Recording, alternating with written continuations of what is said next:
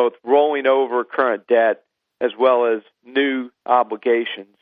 And foreigners that have largely financed our deficits are now selling.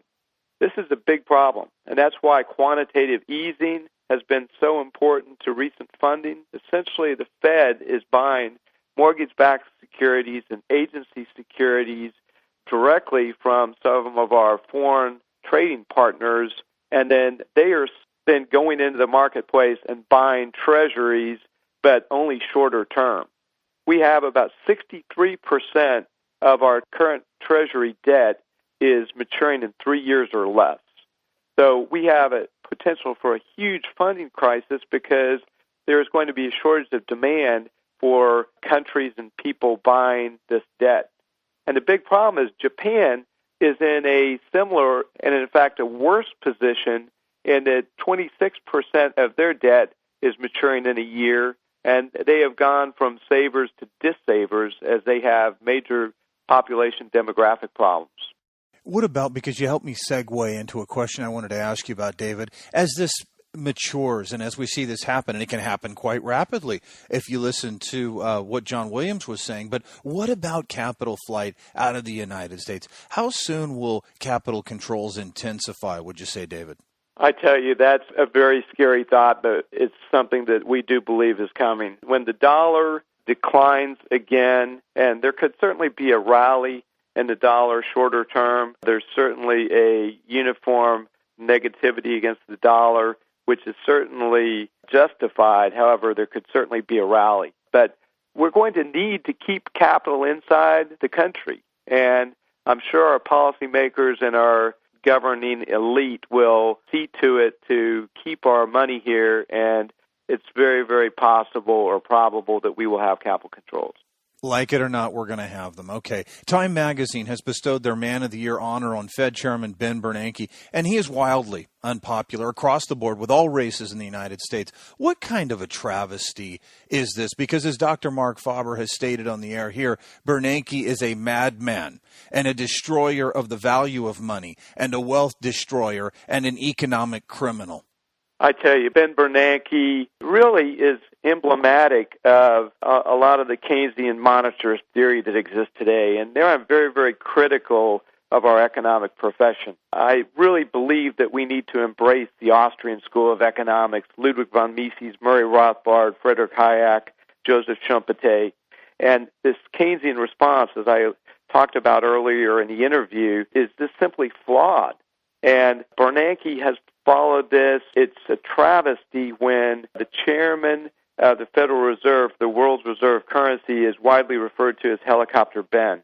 He considers the printing press to be the ally. That's a major, major problem. And the thing was, he was at the Fed for a number of years as this crisis was being formed.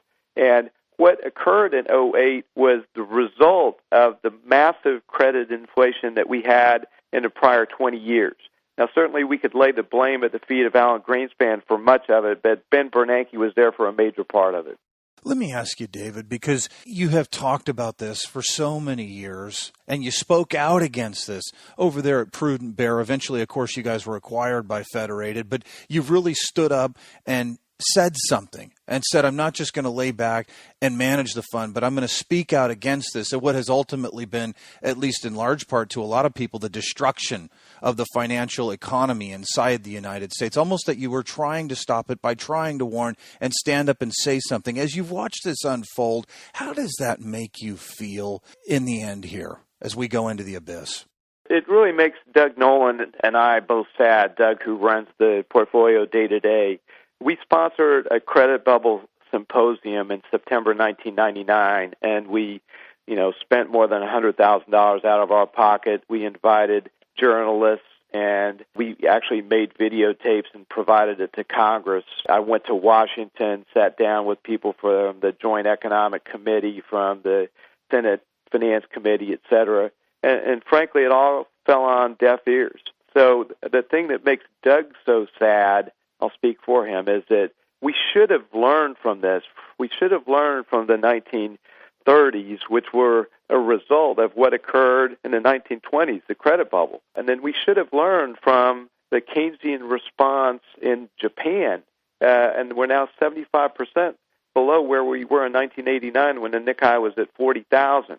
Why didn't we learn from this? Why are we having to go through all this pain again? Because it's simply a travesty that we didn't learn from it. And that's what certainly makes us very sad. You gave me another great segue here into the stock market. How is it at this time, David, that we have the second lowest bear reading in the last 20 years on the Investors Intelligence Survey? Why is it that people, investors, fund managers can't see disaster is directly in front of us? Well, Eric, people want to believe, and that people want to follow the mantra, don't worry, be happy. And Obama simply wants people to go out and spend money again. We all want a better future for our kids. We all want to hope things are getting better. However, how you're managing your money is something that should be far different than that. The media has a great vested interest to the economy improving, et cetera, and certainly our Wall Street firms are all about encouraging people to invest and get them back into the game again. I think that's the biggest issue. And the other thing is there's been a little bit of a bounce off the bottom. It hasn't been great from the trillions of dollars that we're spending from stimulus and backstops. We have the government supporting the mortgage market, and therefore there's this hope and denial, hoping that it gets better, and then people are feeding on that. And that's not a good way to invest, is it? No, it's really not. What about the continued bank failures? Because just yesterday, the FDIC put out a release saying they need $4 billion, which seemed ridiculously low to me, and that they will need to expand the staff because of the increased bank failures. What are your thoughts, David, as you see this attempted controlled implosion, if you will, of the banking sector? Well, the banking sector is in trouble, and there's more shoes to drop with commercial real estate. I think the byword in the banking industry that has been pretend and extend. I think there's a lot of securities on the bank's books that are not collecting interest. However, they're still showing their current. A recent quote, this was from March 2009, from the chairman of the Federal Home Loan Bank Board, Office of Finance, Charles Bauscher, is kind of important because a lot of the bulls point out that the earnings have come back on the S&P, and the S&P is going to earn $70 a share, and really a lot of this return in profitability is due to the financial companies going from losses to profits. Well, a lot of that is due to the fact that the financials are making some cash earnings, but they're not writing down their current loans on their balance sheet.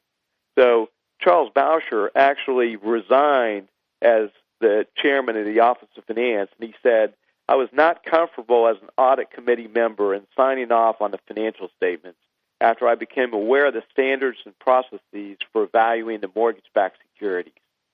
So I think that quote is very, very important to understanding the health of the financials. You might look at the financial statements where these companies are showing profits and think things are getting better, but on the balance sheet, there's just not been a reaching reality. David, let's just tell it the way it is. The bank's balance sheets are phony, correct? They are marked to fantasy, for certain. Let's talk about the stock market. Where you see it headed, I know is lower, but how much lower? And David, I know also you're expecting inflation down the road. So as you try to put a legitimate target to the downside on the U.S. stock market, coupled with the eventual inflation, how do you balance that? Well, there has been this concept of hyperinflation and the inflation offsetting a decline in notional stock values, and potentially that will help buttress